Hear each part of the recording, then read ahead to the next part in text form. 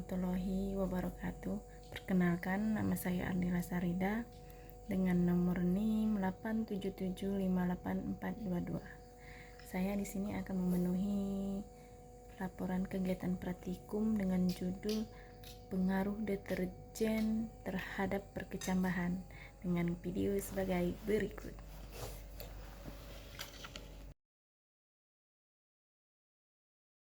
Assalamualaikum warahmatullahi wabarakatuh. Waalaikumsalam warahmatullahi wabarakatuh. Perkenalkan, kami dari kelompok 7 yang terdiri dari 3 orang yang pertama yaitu dan saya Yulia Rinda Permata sebagai moderator. Di sini kami akan membahas tentang pengaruh deterjen terhadap perkecambahan. Ini hasil amatan kami selama 48 jam yang akan dijelaskan oleh Sultan sama Guru. Assalamualaikum warahmatullahi wabarakatuh.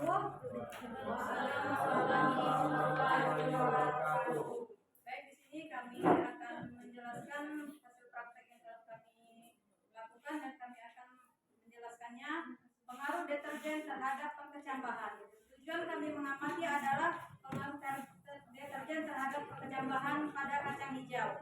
Alat dan bahan yang kami gunakan yaitu 1 sendok, 2 gelas, 3 kertas saring atau tisu, 4 kertas timah atau kotak aluminium, 5 mistar, 6 kertas untuk label, 7 gelas kimia, 8 air redeng secukupnya, dan terakhir deterjen. Perkecambahan benih dapat diartikan sebagai dimulainya proses pertumbuhan embrio dari benih yang sudah matang. Benih dapat berkecambah bila tersedia faktor-faktor pendukung selama terjadinya proses perkecambahan.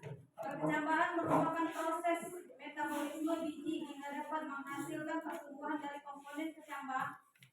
Definisi perkecambahan adalah jika sudah dapat dilihat atribut perkecambahannya, yaitu pemula dan radikula, dan keduanya tumbuh normal dalam jangka waktu tertentu. Faktor-faktor yang mempengaruhi pertumbuhan tanaman, yaitu faktor eksternal adalah faktor yang dapat berhubungan dengan proses pertumbuhan dan perkembangan. Beberapa faktor eksternal yang dapat mempengaruhi pertumbuhan adalah air dan mineral, kelembapan, suhu, dan cahaya.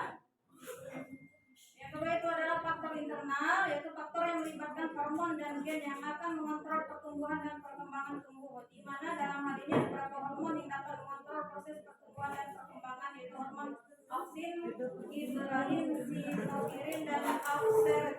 Faktor intraseluler adalah pertumbuhan terjadi di daerah merismatik, yaitu ujung akar dan batang. Daerah pertumbuhan ada 3 yaitu zona metamatik, pemanjang, dan epinisiralisasi. Deterjen adalah campuran dari berbagai bahan yang digunakan untuk membantu pembersihan dan pembuat dari bahan turunan minyak bumi. Pada umumnya deterjen mengandung surfaktan, wildan, filter, dan aditif. Bahkan bahan kimia yang digunakan pada deterjen dapat menimbulkan dampak negatif baik pada kesehatan maupun lingkungan.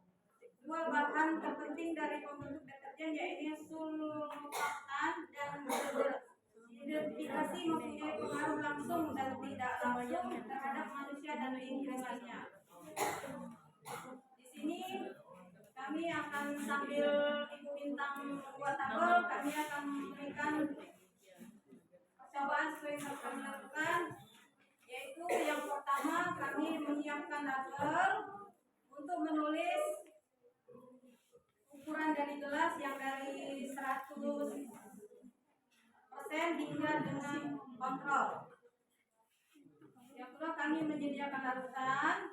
Larutan yang kami sediakan yaitu air pump, yaitu pertama kami sediakan air pump dan juga kami menyediakan deterjen. Deterjen tersebut kami sediakan 100 gram diaduk dengan air 1000 gram. Setelah kami aduk, kami tuangkan kepada kecambah yang 100%. Nah, setelah itu air yang 1000 gram kami keluarkan dan kami sisakan 50%, yaitu 5.050, dan kami tambahkan lagi air pump menjadi 1.000. Lalu kami aduk dan kami masukkan kembali kepada kecambah yang 50%. Yang ketiga yaitu kami keluarkan lagi airnya hingga 25% dan kami tambahkan kembali hingga 1.000. Setelah diaduk kami masukkan ke kecambah yang 25%. Lalu airnya kami keluarkan kembali, kami sisakan 12,5%, ditambah lagi dengan air pump sehingga menjadi 1.000 dan kami masukkan ke kecambah yang 12,5%. Setelah itu kami keluarkan kembali airnya, kami buat hingga 6,25%, ditambah dengan air pump sehingga menjadi 1.000, diaduk dan dituangkan kepada kecambah yang 6,25%. Lalu airnya kami keluarkan kembali, kami masukkan lagi air pump yang 3,1 dan dimasukkan air pump sehingga menjadi 1.000 dan kami aduk, kami masukkan ke kecambah yang 3,1%. Dan yang terakhir ini adalah kontrol, di mana kontrol ini tidak ada deterjennya sama sekali, ini murni menggunakan air pump.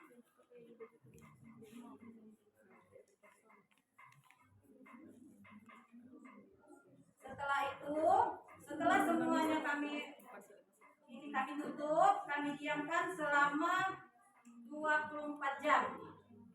Setelah 24 jam, kami lihat hasilnya. Untuk yang 100%, ini ibu-ibu ya, Bapak bisa dilihat bahwa yang mempunyai pengaruh deterjen 100% itu tidak tumbuh sama sekali. Dan kacang hijaunya pun berubah menjadi hitam. Dan untuk yang 50% kami buka, ini untuk 24 jam dia belum mengalami pertumbuhan, masih 0.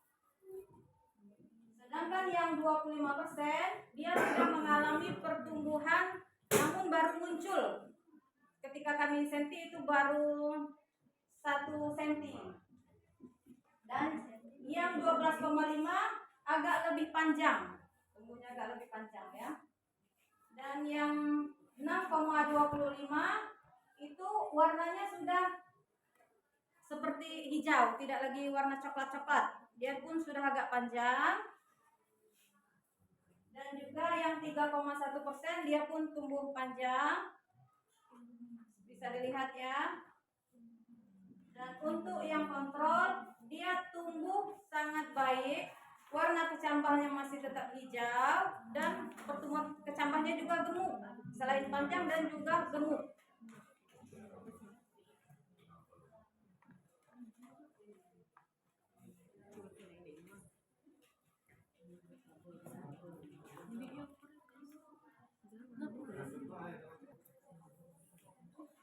Baik, di sini hasil pengamatan yang telah kami lakukan pada hari pertama yaitu 24 jam. Untuk yang deterjen yang 100% itu sama sekali tidak mengalami pertumbuhan, yaitu semua dari kecambah 1 sampai kecambah 10 itu ada 0. Sama sekali tidak mengalami pertumbuhan. Dan untuk yang 50% pun juga sama, di hari pertama tidak mengalami pertumbuhan.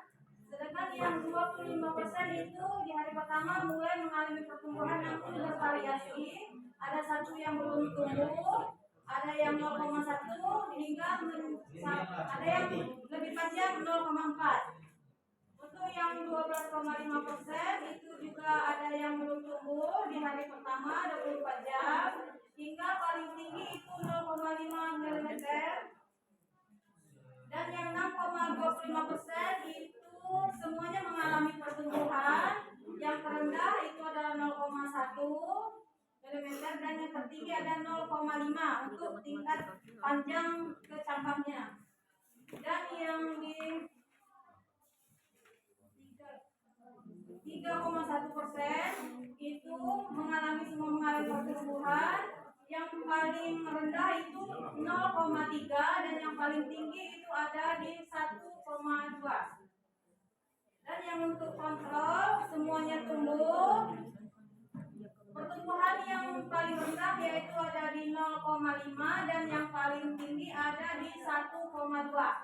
Itu yang untuk hari pertama dan bisa dilihat di tabel yang pertama.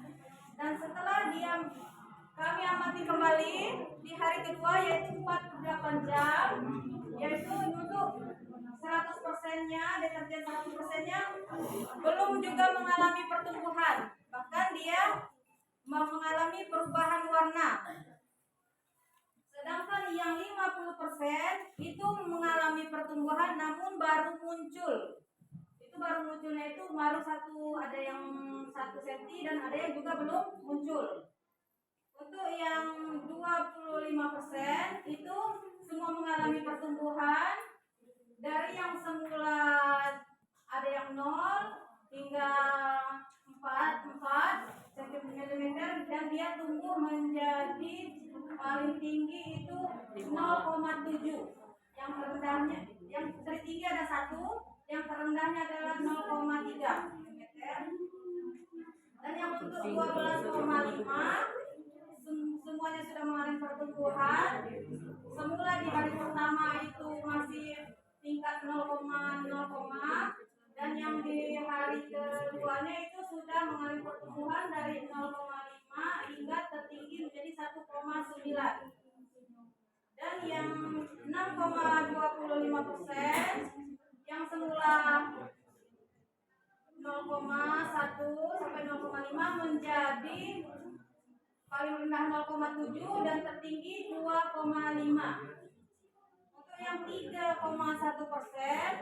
yang di hari pertama itu paling rendah 0,3 dan tertinggi 1, dia di hari kedua 48 jam itu yang terendahnya 0,7 dan tertingginya ada di 2,2. Sementara untuk kontrol ini yang pertumbuhan yang normal karena tidak ada pengaruh deterjennya, yang semula tumbuh di hari pertama 0,5 hingga tertinggi itu ada di 1,2 dan tumbuh di hari kedua setelah 48 jam yang terendahnya ada di 1,8 dan tertingginya ada di 3 mm.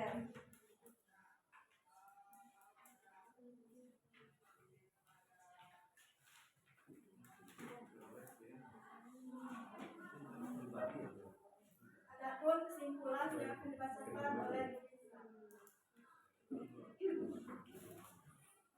secara biologis, deterjen mengandung zat-zat surfaktan yang dapat merusak membran sel, mengganggu penyerapan air oleh biji, serta menaktifkan enzim-enzim metabolisme yang diperlukan untuk pemecah bahan. Semakin pekat konsentrasinya, maka semakin besar tingkat kerusakan yang ditimbulkan pada jaringan meristem akar. Berdasarkan data di atas, juga dapat kita simpulkan deterjen merupakan polutan yang memiliki efek